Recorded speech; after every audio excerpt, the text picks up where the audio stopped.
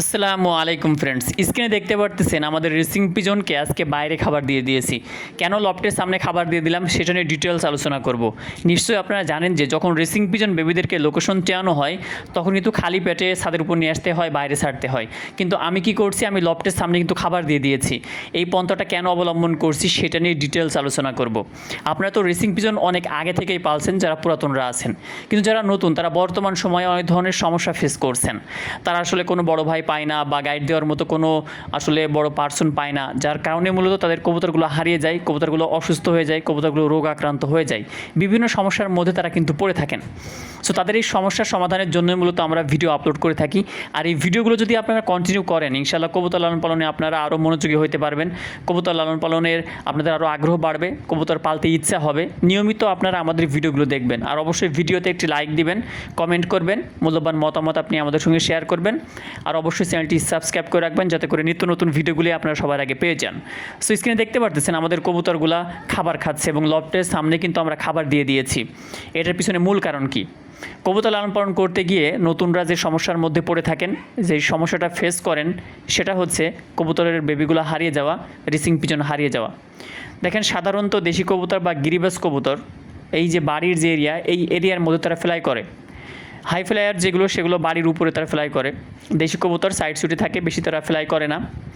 কিন্তু racing pigeon কয়েকটা গ্রাম নিয়ে তারা চক্কর দেয়। অনেকে বলতে পারেন যে ভাই আমার বাসায় তো গিরিবাজ আছে, দেশি কবুতর আছে, তারাও ফ্লাই করে, আমরা ছাড়ি, নতুন কবুতর ছাড়ি, বাচ্চা কবুতর ছাড়ি, এরপরে হারাই না। কিন্তু যখন আমরা রেসিং পিজন গাইড করছি, রেসিং পিজন যখন ফ্লাই করাতে যাচ্ছি, তখন একটা দুইটা চক্কর দিয়ে কবুতরটা কেন হারিয়ে যায়?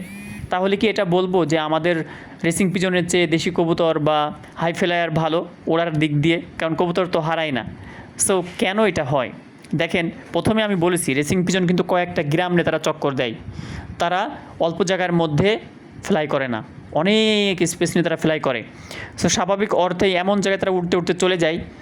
বাচ্চা যদি একদম অল্প বয়সের হয়, মনে করেন যে 0 পরের, সেক্ষেত্রে সেখান থেকে ব্যাক করা ওদের জন্য অনেকটাই কঠিন হয়ে যায়। এর জন্য আমাদের কি করতে হবে? আমাদেরকে ভালোভাবে লোকেশন চিনাইতে হবে রেসিং পিজনকে। তারই ধারাবাহিকতায় নতুন একটা পদ্ধতি আমি অবলম্বন করছি, আর সেটা হচ্ছে একদম লফটের সামনে ওদেরকে খাবার দিয়ে দেওয়া। যদিও বা আমি ওদেরকে লফটের ভিতরে খাবার খাওয়িয়েছি, পিঞ্জারার মধ্যে ওরা খাবার খাইছে, এরপরেও আমি বাইরে কিছু খাবার দিয়ে দিয়েছি। কারণ এই কবুতরকে আমি এইখানে প্রায় 2 থেকে 3 ঘন্টা রেখে দিব, তার পরবর্তীতে এসে কিন্তু কবুতরগুলো আমি আবার তুলব। সো এই যে লং টাইম এখানে থাকবে, স্বাভাবিক অর্থে একটু ক্ষুধা লেগে যাবে, এদিক ওদিক ফ্লাই করতে পারে, কবুতরটা হারিয়ে যাওয়ার সম্ভাবনা থাকতে পারে। এর জন্য আমরা লফটের সামনে খাবার দিয়ে দিয়েছি, পানি দিয়ে দিয়েছি, এখানে খাবে, এখানে তারা পান করবে। সো পরবর্তীতে এই কবুতরের একটা টান থাকবে, একটা আগ্রহ থাকবে এই বাসার প্রতি, যাতে করে সে দূরে গেলেও বুঝতে পারে যে আমার অমুক জায়গায় খাবার আছে, অমুক জায়গায় পানি আছে। সো স্বাভাবিক অর্থেই এই জায়গাটা খোলামেলা, লফটের সামনে খোলামেলা থাকে, পিঞ্জারার মধ্যে তো ওরা চারিপাশে দেখতে পারে না। সো এইখানে যখন দেখবে এখানে খাবার পাবে, পানি যখন পাবে, তখন তারা এই ছাদের উপরে যখন এসে বসবে তখন দেখবে যে খাবার পানি এখানে তো পাওয়া যায়, আরামসে কিন্তু সে নিচে নেমে আসবে।